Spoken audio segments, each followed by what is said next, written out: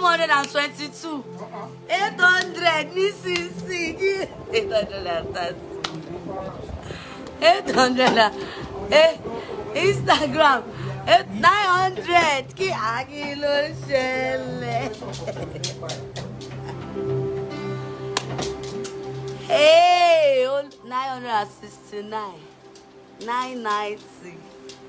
1000. Thank you so much, guys, for tuning in. Thank you so much for coming in. I'm here to pass a very, very, very, very extremely important information. 1000.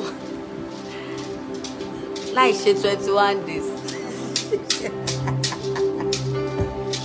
I want to pass an extreme important information. Please, guys, what I want to say is thank you, everybody. Thank you for your love. Thank you for everything. I just want to pass this information according to the leading of the Holy Spirit. On Friday, we're having a video. We're supposed to go for a program, but unfortunately there was a hold up, so we turned back and we came home. Coming home, we decided to just worship God and not let the night go like that. So we worship God all through the night. So after worshiping God all through the night, the Lord told us that the 21 days that we are proposing, that we should not do anything that is stuck 21 days for now.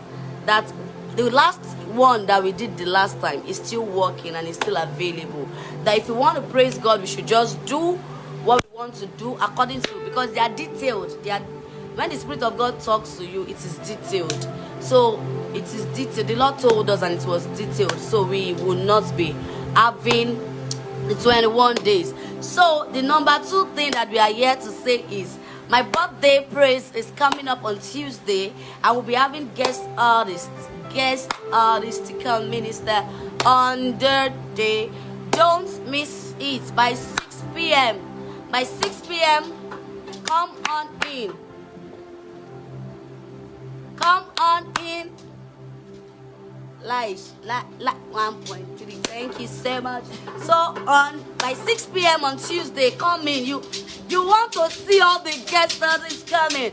Let us worship. Let us worship. Baba dara dara. Baba dara dara. Moro dara dara. Esheo. Baba dara dara.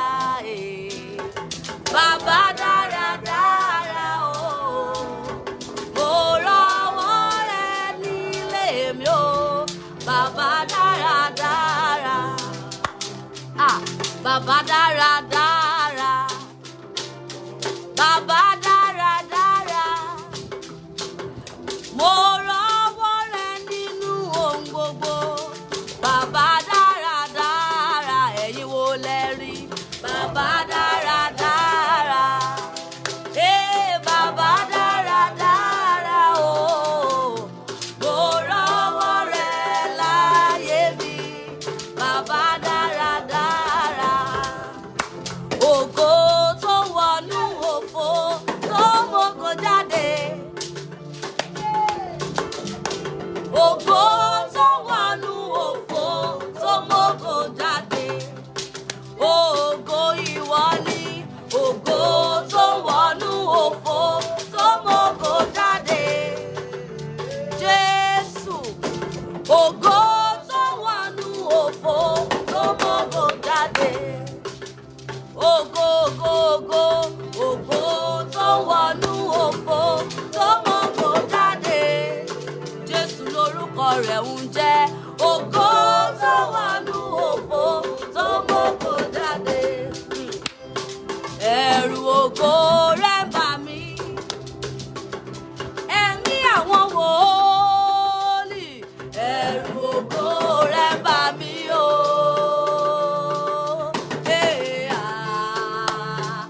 Ẹlẹ́ni ògo.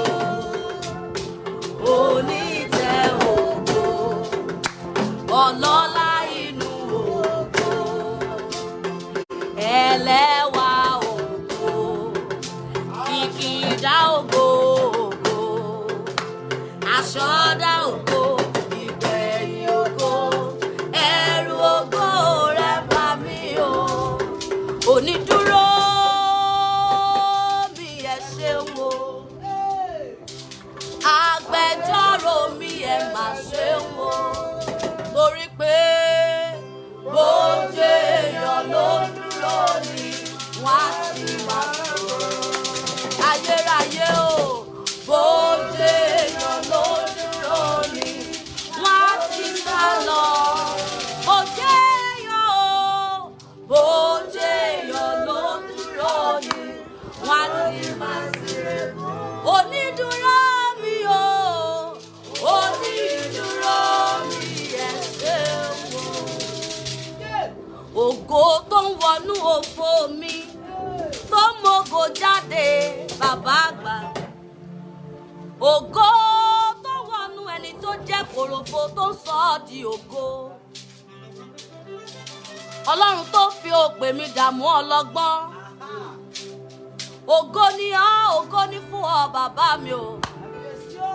Ògo tó wọnú òfò èèyàn, tó mọ́gò já gbagba. Ọlọ́run tó ń lo ẹgbẹ̀rún ọdún bí ọjọ́ kan. Kábíyèsí ọlọ́lá, Afọláṣayọ̀, Abọ́lájí, Abẹ́wàjí, Ajífayé mi dára ire, Ajíyọ̀ tuntun láyé mi. Torí ẹ̀, ó dá òkun Jésù, ó dá ọ̀sà, alára tó fomi ṣe ọ̀ṣọ́, ìwọ tó mọ bí ẹja gbàdódò, májẹ̀mú tó búyọ̀ já òkun, ìyanrìn àtẹ̀káyé, ọ̀dá ògbògbò bírímù, ọ̀gá ìmọ́lẹ̀, ojú ọ̀run onílẹ̀kùn ó méjì méjèèjì láyé rẹ̀. Kábíyèsí ẹ ọlọ́lá, ó mú ẹ̀dá gbanú ẹ̀dá wáyé, ibi ẹ̀mí gbà lọ́ba ẹnìkan ò mọ̀ àjùlọ, ẹni tí ò mọ̀ kò lè wá. Ògógó fọ́lẹ̀ mi, ògógó fọ́lẹ̀ mi, èmi aláìlènìyàn rárá, ó dẹ̀ padà wá gbogbo fọ́lẹ̀. Kò sólúwa lórílẹ̀ ayé, kò sólúwa lórílẹ̀ ayé, kò sólúwa lórílẹ̀ ayé o. Àfọlọ́run sí ayé. Oniduro mi ẹ ṣeun o, agbẹjọ́rò mi ẹ mà ṣeun o. Bójú èèyàn ló dúró ni wọ́n á ti máa sọ̀rọ̀. Bójú èèyàn ló dúró ni wọ́n á ti fẹ́ lọ. Bójú èèyàn ló dúró ni wọ́n á ti máa sọ̀rọ̀. Oniduro mi, Oniduro mi ẹ̀jẹ̀ wo. Tani bá máa yìn, tani bá máa gbéga, tani bá máa yìn bí kò ṣe Jésù ọba. Mo ro àròjinlẹ̀ lórí ayé mi o, ibi àánú bá yé mi dé o. Ọlọ́run ló ní trendy. Àròjinlẹ̀ mi o. Obi tó wà, obi táyé rẹ̀ ti bẹ̀rẹ̀, obi àánú báyé rẹ̀ dé. Ẹ ṣe àyè ọpẹ́ yọ, Ọlọ́run tó ní trendy. Ẹ ṣe àyè ọpẹ́ yọ. Ẹ ṣe àyè ọpẹ́ yọ. After all I've been through, àyè ọpẹ́ padà yọ. And this is how I win. This is how The smoke of my worship. The smoke of my worship. Upon the earth. How do you win your battles? This is how I win. This is how I win. The smoke of my worship. The smoke of my worship is upon the earth. And first it was praise. Lord Gigi. Then it got to fire. My worship is my way. My worship is my way. This is how I win all battles. This is how I win my battle. First it was fragrance. First it was fragrance. Ó yí padà ló ti ná o. Then it got to fire. My worship is my way. My worship is my way. This is how I win my battle. This is how I win my battle. Àwọn kan kú láì sí ìmúṣẹ ìlérí. Ọlọ́run mi ò fẹ́. Àwọn kan fetí gbọ́ ìlérí títí ṣùgbọ́n kò padà ṣẹ Ọlọ́run. Ìlérí tí mo gbọ́ nínú Bíbélì àtèyí tí mo lá lójú àlá. Èyí tí mo rí nínú ìran àti ìsọtẹ́lẹ̀. Ire ìran mi ò tètè ṣẹ. Lórí mi tètè ṣẹ.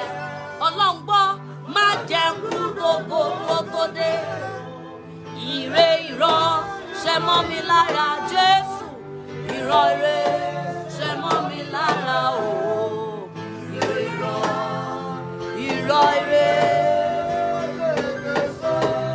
Má jẹ́ kú tí n bá ń lògo lọ́wọ́. Má gbà kí n kú tí n bá ń lògo lọ́wọ́.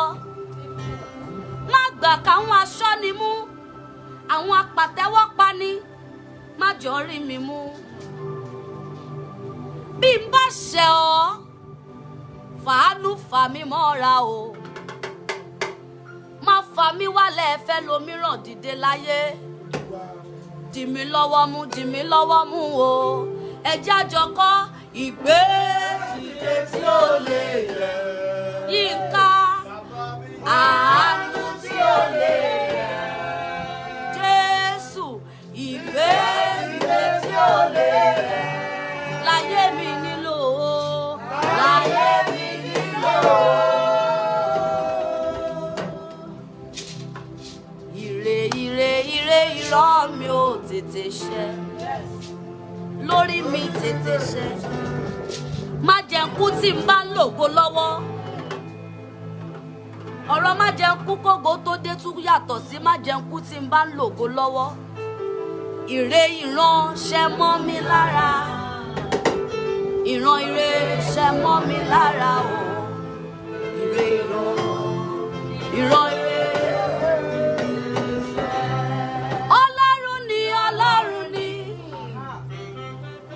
Ọlọ́run ni torí pé kò lè parọ́ débi tí ó ṣèké o. Ọlọ́run ni Ọlọ́run ni ó máa jẹ́.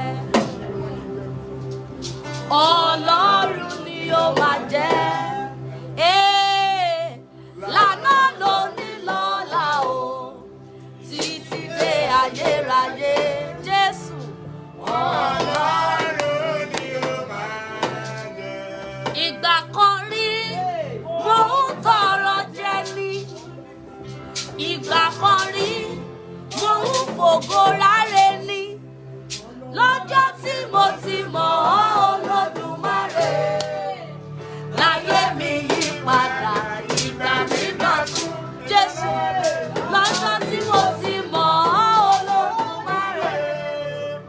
Láyé mi yí padà, ó yí padà sí rere. Ọlọ́run,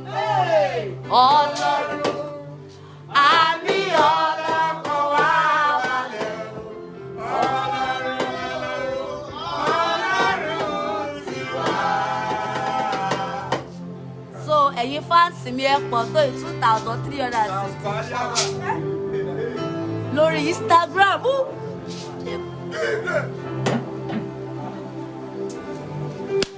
My husband, ma ní má ṣe extra, má sọ̀rọ̀. Ọlọ́run. Ọlọ́run. Ọlọ́run.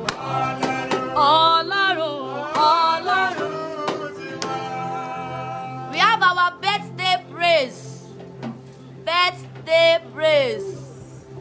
Birthday 6 p.m. on Tuesday. You don't want to miss that one because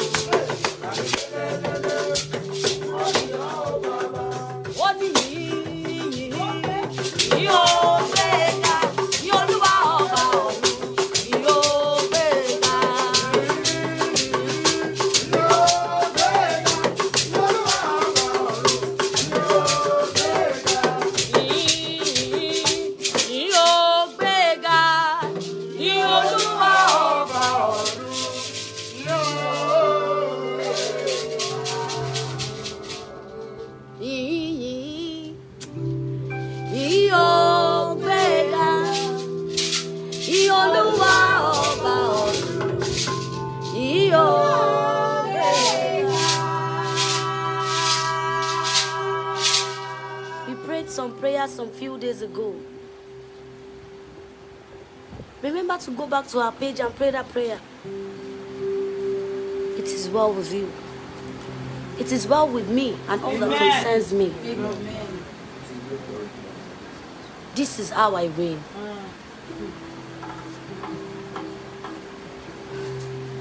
This is how I win. The smoke of my worship release upon the earth. Thank you so much for joining. That's the information I have. On Tuesday, Tuesday 6 p.m. Yeah. Yanua Shele. Ó di dandan kí o ṣe o. Ó di dandan kí o ṣe o. Ó di dandan kí o ṣe o. Ó di dandan kí o ṣe o. Mi ò jáwé mọ́ o. Mi ò wá egbò mọ́ o. Mi ò dẹ̀ lálùpà ìdá. Ó di dandan kí o ṣe o. Bàbá má jẹ́ kí n bàjẹ́. Ọ̀rọ̀ ńlá. Bàbá má jẹ́ kí n bàjẹ́ nínú ilé rẹ̀ o àti láàrin ọ̀rẹ́. Àrà tó bá ń wú mọ́la ló ń fi gòrò dá. Àrà tó bá ń wú Jésù ló lè fọ̀rọ̀ ayé mi dá. O lè ní kí n kọ́lé mọ́lé lójú aláròká. O lè ní kí n má lo mọ́tò lójú oníbàjẹ́ ènìyàn. Èmi kọ́ mo kọ orin yẹn o. Àrà tó dára o ni Jésù kò fi ayé mi dá. Ìran ire gbúdọ̀ ṣẹ. Ire ìran gbúdọ̀ ṣẹ. Àwọn òbí mi, ẹbí, ará, pásítọ̀, ojúlùmọ̀ wọn ṣáà lè máa gbàdúrà kí ìran ire má ṣẹ.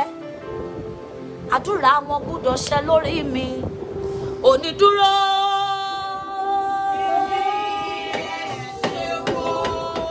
Ẹ kọ́ pé Oniduro. Oniduro. Oniduro. Oniduro. Oniduro mi ẹ má ṣe òye. Ìbàjẹ́ èèyàn ló ń dúró ni wọ́n á sì máa sọ̀rọ̀. Bójẹ́ èèyàn ló ń dúró ni wọ́n á ti sá, wọ́n ti gba ògo wọn. Bójẹ́ èèyàn ló ń dúró ni wọ́n á ti máa sèrè. Ó máa ṣe o bàbá àgbà. Onídúró mi ẹ ṣé o. There is this song that is blessing me. You are worthy. Somebody, you are worthy. You are worthy of my praise. Dákun gba ìyìn tuntun lọ́wọ́ mi o. Daddy, kì í ṣe nípa ìwà mímọ́.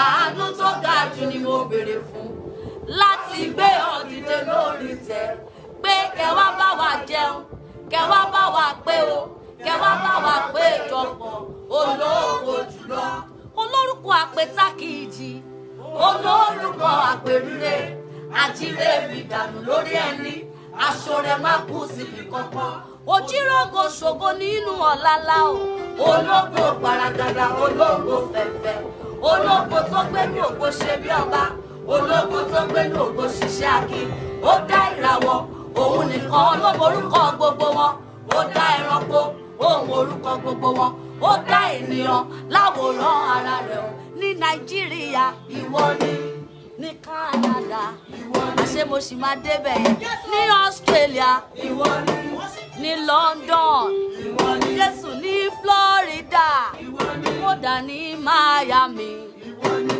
ọ̀làjú àfọ́jú ìwọ ni àdìtì gbọ́ràn òdìrí ọ̀ ó sọ̀rọ̀ ìwọ náà ni òkun rí ọ òkun sá Jọ́dánì rí ọ ó padà sẹ́yìn òkè láǹfò bí àgbò òkè kékèké ó lè dúró níwájú ayérayé àtọ́ba àtẹlẹ̀ kó tó jọba ó mú kẹ́tẹ́kẹ́tẹ́ bálámú fọhùn bí ènìyàn ìjìnlẹ̀ ọ̀rọ̀ inú rẹ̀ ló ń gbé àṣírí ọ̀rọ̀ inú rẹ̀ ló ń gbé àdìtú ọ̀rọ̀ inú rẹ̀ ló ń gbé òtítọ́ ìyè àdìtú ọgbọ́n ìmọ́lẹ̀ òdodo arúgbó láíláí. Èmi mọ̀ pé o sùn Ọlọ́run bàbá lọ́lá èmi mọ̀ pé o sùn Ọlọ́run àkàndé lẹ́dẹ̀ èmi mọ̀ pé o sùn Ọlọ́run bàbá jídé ẹ sọ pé dìde nínú agbára rẹ̀ ọwọ́ tó ń jagun ayé mi ọwọ́ tó ń jagun ayé mi máa ṣiṣẹ́ lọ má fi ìgbà kankan gbàbọ̀dé tì mí o ọwọ́ tó ń jagun ayé mi máa ṣiṣẹ́ lọ má má fi ìgbà kankan gbàbọ̀dé tì mí o ọwọ́ tó ń jagun ayé mi. ṣọwọ́ yẹn báyìí Ọlọ́run tó lágbára o òṣùbà rẹ̀ máa rẹ̀ o òṣùbà rẹ̀ máa rẹ̀ o ojú kan ló kàn pa ọ̀pá kan wò kàn yẹ o òṣùbà rẹ̀ máa rẹ̀ o òṣùbà rẹ̀ máa rẹ̀ o ẹ bá ń gbọ́ ṣùbà kárẹ̀ fún mo gbé olùgbàlà tó rà mí padà dé ẹ wá bá mi kí ẹ bá ń gbóṣùbà ẹ bá ń gbóṣùbà trending fún mo gbé olùgbàlà tó rà mí padà dé ẹ wá bá mi kí ọlọ́lá nínú ọlá ńlá afọláṣayọ̀ afọlájí abẹ́wàjí olórúkọ tí kì í tán ọlọ́lá tí kì í tí ìtẹ́ tí kì í ṣá ògo tó ń gbénú ògo sọlógo di bàbàrà ẹ̀mí inú àwọn wòólì èémí inú gbogbo ẹ̀dá ìràpadà ìsọdọmọ ìṣelógo oníṣẹ́ ìyanu oníṣẹ́ ìyẹnu ọwọ́ tó gbá Hẹ́rọ́dù létí tí ìdún jáde létí rẹ̀ orí àáké tó bọ́ sínú omi ìtì igi ló fi gbé jáde ìwọ ni lánàá ìwọ ni lónìí ìwọ ni títí ayérayé òní láíláí ti láíláí ìjọba títí láíláí tí ò lópin àwọn ọ̀run sọ̀rọ̀ ògo Ọlọ́run òfurufú ń fi ṣẹ́ ọwọ́ rẹ̀ hàn ọjọ́ ní ọjọ́ fọhùn bá ó fọhùn jáde fún òru dé òru fi ìmọ̀ rẹ̀ hàn kò síbi tí a kò ti gbọ́ ìró wọn la gbogbo ayé já ọ̀rọ̀ wọn dé òpin ayé o nínú rẹ̀ ló ti gbé pàgọ́ fún òrùn ìwọ náà ni òkè ńlá tí ò ṣe ṣí nídìí wárìrì ìwọ ilẹ̀ ní kọ́kọ́ wárìrì gbogbo ayé wárìrì ìwọ omi wárìrì ìwọ èèyàn wárìrì ìwọ ìránṣẹ́ Ọlọ́run wárìrì ìwọ olórin wárìrì ìwọ everybody níwájú àdániwáyé Ọlọ́run tó rí gbogbo wa bá a ṣe rí Ọlọ́run àní ọlọ́kàn wá balẹ̀. Ọlọ́run, Ọlọ́run ti há. Ẹ̀rù Ọba ẹ̀rù, ọba ẹ̀rù, ẹ̀rù rẹ̀ tó mi bá o. ní tí gbogbo ayé ń dá lẹ́bi wàá máa dá a láre. Ẹ̀rù ni ọ́.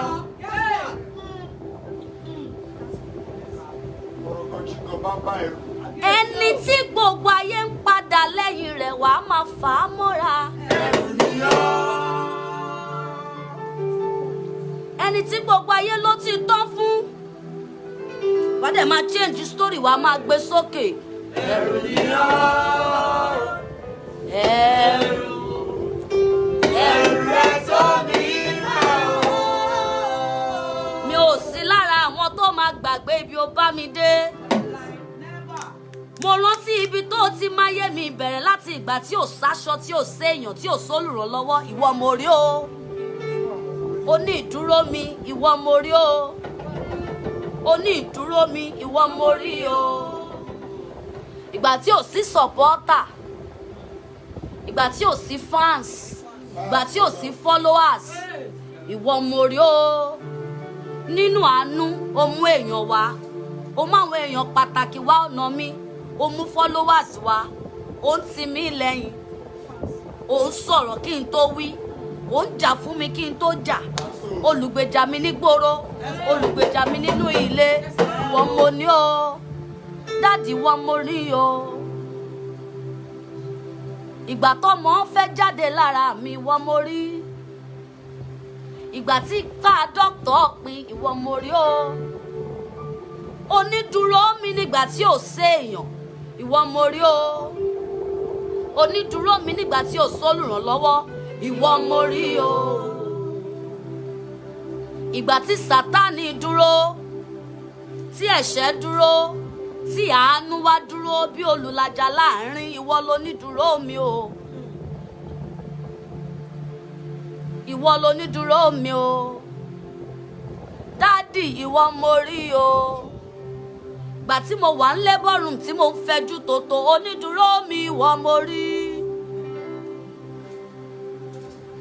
Ìgbà táwọn dignitaries tí wọn ò sí ń bẹ̀, ìgbà tó tún mú wọn wá sọ́nà mi, ìwọ mo rí o. After the operation, ìwọ mo rí o. After the surgery, ta lórí ṣe bọ́ lọ́rùn ni. Ìgbà tí ohun gbogbo jóná tí ò séyàn, ìwọ mo rí. Ìgbà tí gbogbo nǹkan dàbí ẹ̀ ń gbó padà sí square one, ta lórí ń bẹ̀, àfọlọ́hun. Ìgbà tèmi ò sí ń bẹ̀, tẹ́nibọ̀dì ò sí ń bẹ̀, ta lórí, àfọlọ́hun. Ọlọ́run o, onídúró mi ni. Onídúró mi ẹ ṣé wo. Agbẹjọ́rò mi ẹ mà ṣé wo. Ìgbà tí gbogbo èèyàn ń sọ tiwọn, ìwọ mo rí.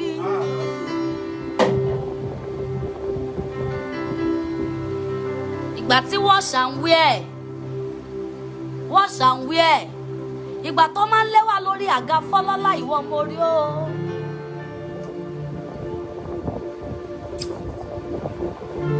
Kí ló ti ṣe fún mi kò sí o. Ohun gbogbo ló ṣe fún mi. Ohun gbogbo ló ṣe fún mi. Ohun gbogbo ló ṣe fún mi. Mi ò ní dúró kò sí o. Ohun gbogbo ló ṣe fún mi. My husband is a gentleman. And I appreciate God for giving him to me. Kí ló ti ṣe fún mi kò sí o. Ohun gbogbo ló ṣe fún mi. Ìgbà tí kò tiẹ̀ jọ pé ògo fẹ́ dé.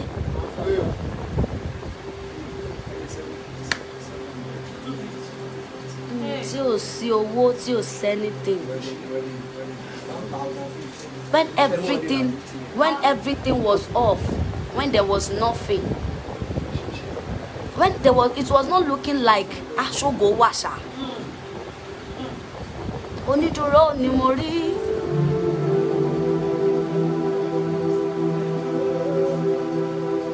Kí ló ti ṣe fún mi kò sí Oyinka. Gbogbo ló ṣe fún mi. Irú ìrírí tí mo rí làwọn kan rí. Ṣùgbọ́n àánú tí mo rí làwọn kan rí gbà. Ibi tí mo gbà kọjá, àwọn kan gbà bẹ̀ sọ́dọ̀. Làwọn kan jẹ tẹ̀mí bọ́. Ohun gbogbo tó jẹ́ bàbàrà fún wọn. Lórí ṣàlàyé mi. Torí mo ra àánú gbà ní. Mo ra àánú gbà ní. Irú ìrírí. Tí mo rí làwọn kan rí. Gbéra. Ṣùgbọ́n àánú tí mo rí làwọn kò rí.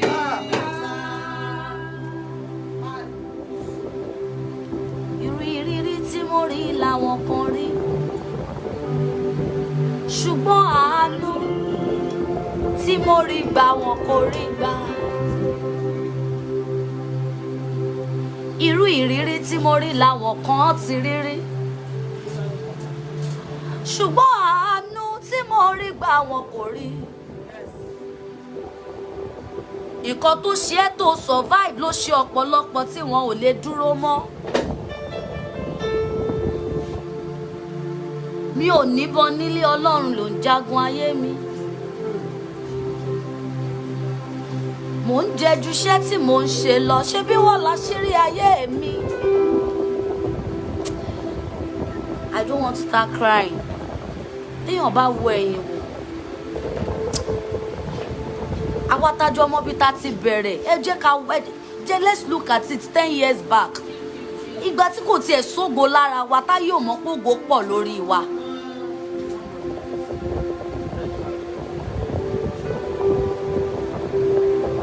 My message is just short. On Tuesday is my birthday praise. Má wà láyé. Honestly, mo máa wà láyé gidigba. Mo tún máa wà lálàáfíà mú kájọ. Ẹ̀yin náà máa wà láyé. Ohun ìní yín ò ní jóná. Ẹ ní rógun. Èmi náà ò dẹ̀ ní rí jì. So kò sí nǹkan tó lè ní ká má ṣe. Ẹ má jẹ́ sọ̀rọ̀. Má ṣe ẹ má ṣọwọ́ báyìí, ẹ dẹ̀ ń ṣọwọ́ báyìí. Ẹ̀yin lẹ nínú mi.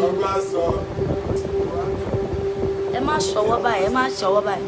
Mo ò sọ nǹkan kan, mo kàn fẹ́ analyse fáwọn èèyàn pé ní ọjọ́ Tuesday ẹ jẹ́ ká wá àwọn àdúrà kan gbénú mi tí mo fẹ́ gbà bọ́ tí bá gbà lénìí ó máa dàbí kíní. Ẹ gbàdúrà àwọn aṣọ́niwò, aṣọ́nipa, aṣọ́nimú àti gbà last week. Ẹ máa pray ẹ̀. Téèyàn bá wà lókè ẹ máa pray ẹ̀. Ẹ máa pray fún Ọlọ́run, má jẹ́ kó ṣọ́ mi pa, má jẹ́ kó ṣọ́ mi mú. People that will be watching you to kill you. Àwọn àjàsà àwọn pọ̀ bọ́ ṣe ń ṣọwọ́ rè àmọ́ nǹkan tó dé. Wọ́n mọ̀ pé Jésù làṣírí caution mi. Ọlọ́run Jésù làṣírí caution mi. Ẹ máa gbàdúrà fáwọn aṣọ́nimú, àwọn aṣọ́nipa. Ẹ máa gbàdúrà, ẹ máa pray it. I just got back from the mountain and you on the program who didn't do me, sha. I just got back from the mountain and the Lord gave me that prayer point. Mo kàn bẹ̀rẹ̀ àwọn àdúrà yẹn not knowing that things are happening all over the world. Ẹ̀yin náà ẹ máa pray. Ẹ máa pray. Ẹ máa pray. Tí bá ń jáde, Ọlọ́run gbà mí lọ́wọ́ àwọn aṣọ́nipa. Gbà mí lọ́wọ́ àwọn aṣọ́nimú. ìmọ̀ àwọn tó ń fa àkáǹtì ọlákáǹtì login tó rántí blọ́ọ̀kì mi. Ó náà jẹ́ sọ ọjọ́ Tuesday.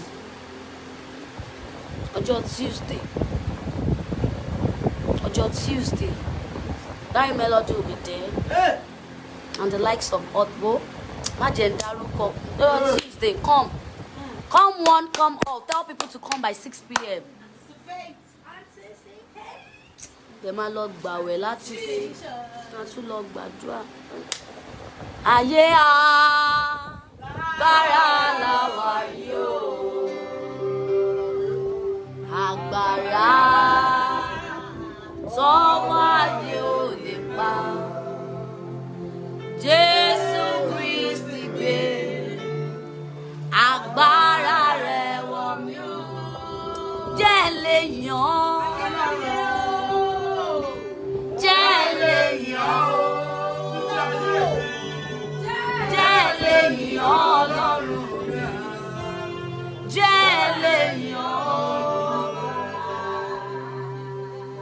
Má gbà fún mi lọ o Èdùmàrè.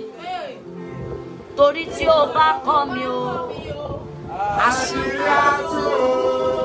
Àánú mi ni ó ṣe. Àánú mi ni ó ṣe. Máa ro tẹ̀sí àwọn tó bí mi o. Àánú mi ni ó ṣe. Àánú mi ni ó ṣe. Àánú mi ni ó ṣe. Owó mà ti ń wọlé kẹ̀. Máa ro tẹ̀sẹ̀ ìdílé àti tèmi o. Àánú mi ni ó ṣe. I surrender with this song. Oniduro.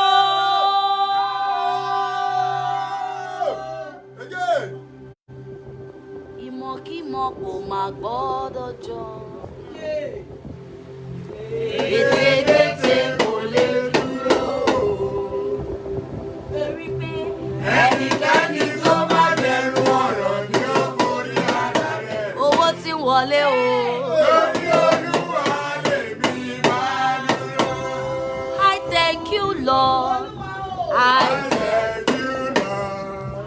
I thank you. Hey, Jehovah Almighty. I thank you, Lord. I thank you, Lord. I thank you, Jehovah Almighty. Ire, ire, ire ìran mi o, tètè ṣẹ. Lórí mi tètè ṣẹ. Má jẹ́ kú gbogbo tó dé. Ire ìran ṣẹ mọ́ mi lára. Ìran ire ṣẹ mọ́ mi lára o. Ire ìran ire. Ìran ire tètè ṣẹ. Má gba àánú lọ́wọ́ mi fẹ́ lòmíràn. Má jẹ́ ṣẹ ọ́. Olódùmarè máa fẹ́ mi sí. Ọlọ́run ẹjọ́ di Tuesday. I live in the hand of God, in the safe hands of God. Níbi tí ààbò ti dájú. I pray for you. I pray for you. Oniduro. Ẹ ṣeun o. Agbẹjọ́rò mi ẹ mà ṣeun o. Torí pé bó jẹ́ èèyàn ló dúró ni wọ́n sì máa sọ̀rọ̀. Bó jẹ́ èèyàn ló dúró ni wọ́n ti sá lọ. Bó jẹ́ èèyàn ló dúró ni wọ́n sì máa sọ̀rọ̀. See you, God bless you. Oniduro mi ẹ ṣé ayé ọpẹ́ yọ orí. Ẹ ṣé ayé ọpẹ́ yọ ó ti padà yọ. Ẹ ṣé ayé ọpẹ́ ó ṣé ayé ọpẹ́ padà yọ. Ẹ ṣé ayé ọpẹ́ yọ. Ẹ ṣé ayé ọpẹ́ yọ ó ti padà yọ. Ẹ ṣé ayé ọpẹ́ ó ṣé ayé ọpẹ́ padà yọ.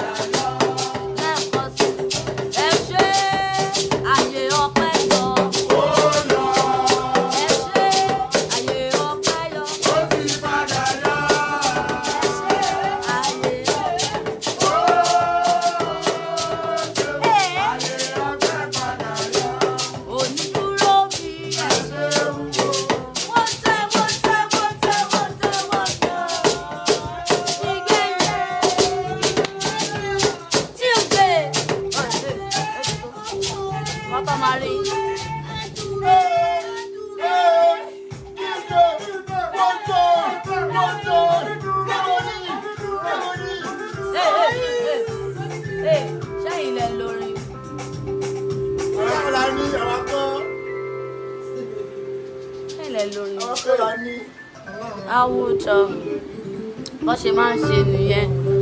Ọjọ́ Tuesday you will be kí ni pé ká gbé bọ́dì bọ̀ àwọn níṣó báyìí sìn. Jésù ní ìmọ̀ mo pẹ́ máa gbé. See you on Tuesday. The Lord told us on Friday that there will be no 21 days. No 21 days because so many things are going to happen during that time. So because the Lord has said, Emma Sheo. So we are avoiding it. You are not saying anything. We are avoiding it. God bless you. Go in the strength of the Lord. Enjoy your day.